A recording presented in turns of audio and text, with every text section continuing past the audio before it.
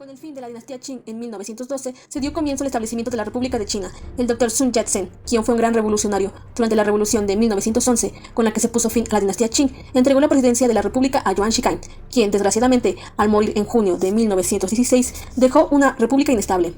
Con su muerte, comenzó la era de los señores de la guerra, que duró de 1916 a 1928, donde diferentes grupos militares ejercieron poder en sus regiones, dando como resultado una China gravemente fragmentada.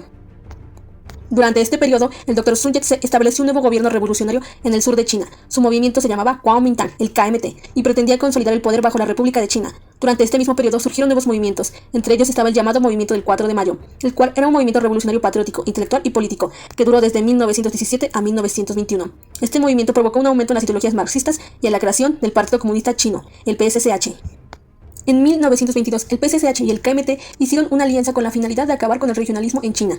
Tras la muerte de Sun Yat-sen, en 1925, le sucede Kai Shek como presidente del Partido Nacional Chino. Después de que el KMT derrotara a los señores de la guerra y recuperara las principales ciudades de China, el PSCH dejó de tener una utilidad para el KMT, por lo que el PSCH quiso interponerse en el camino del KMT. Esto provocó que Kai Shek comenzara a reprimir violentamente a los organizadores comunistas. Un ejemplo de eso fue la masacre de Shanghái. En la década de 1930, los japoneses, impulsados por el imperialismo, invadieron Manchuria, lo que provocó que el KMT dividiera su atención entre la guerra civil con el PSCH, al igual que la guerra con Japón. En 1937, las hostilidades entre el KMT y el PSCH cesaron, debido a que Japón representaba ser una amenaza más grande para la existencia de China, formando así un segundo frente unido contra los japoneses. Segunda Guerra Chino-Japonesa. Japón, tras haber tomado Shanghái en noviembre de 1937, pusieron su mirada en la capital del KMT, lo que dio como resultado una de las masacres conocidas como la violación de Nanjing, la cual figura como una de las peores atrocidades de la humanidad. Tras el suceso de Nanjing, ocurrió la batalla de Wuhan, que duró 4 meses en 1938. Fue otra victoria para los japoneses, pero las pérdidas que tuvieron debilitaron al ejército. Tenían problemas de financiación militar, lo que provocó que cuando intentaran entrar en territorio del ejército comunista, los japoneses tuvieran que retirarse. En septiembre de 1945, los japoneses se rindieron en China. Y con el fin de la guerra, China fue reconocida como uno de los 4 grandes aliados, recuperando así todo el territorio que había tomado Japón. Para 1946 es reanudada la Guerra Civil China, a pesar de los esfuerzos de Estados Unidos y la Unión Soviética por mediar entre las partes y lograr un gobierno mixto, esto debido al interés de estas potencias en territorios chinos.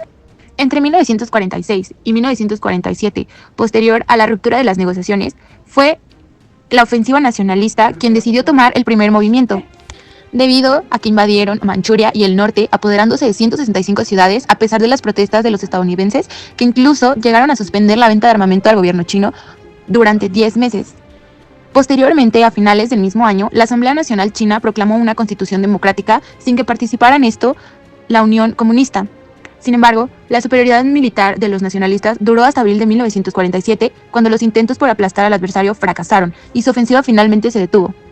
Entre 1948 y 1949, el ejército comunista revierte el curso totalmente de la guerra y recupera Manchuria, ocasionándole a sus adversarios casi 500.000 de bajas militares y haciéndose a finales de 1948 con todo el noreste del país. Posteriormente, debilitada su capacidad de reforzar sus posiciones y la moral por los suelos, los nacionalistas sufrieron una serie de derrotas particularmente significativas, como lo fueron la batalla de Wei-Wei-Leung-san y especialmente la batalla de Sushoku ya hacia finales de 1948.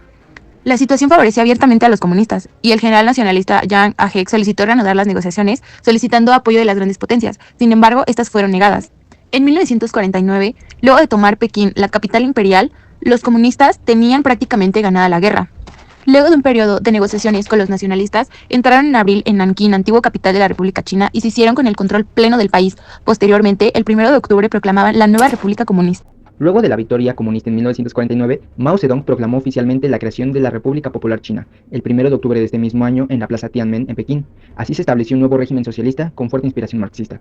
Una de las primeras medidas del nuevo gobierno fue implementar reformas agrarias. Se expropió la tierra de los grandes propietarios y se distribuyó entre los campesinos. Aunque al inicio fue bien recibida, la colectivización forzada trajo problemas de producción y resistencia social.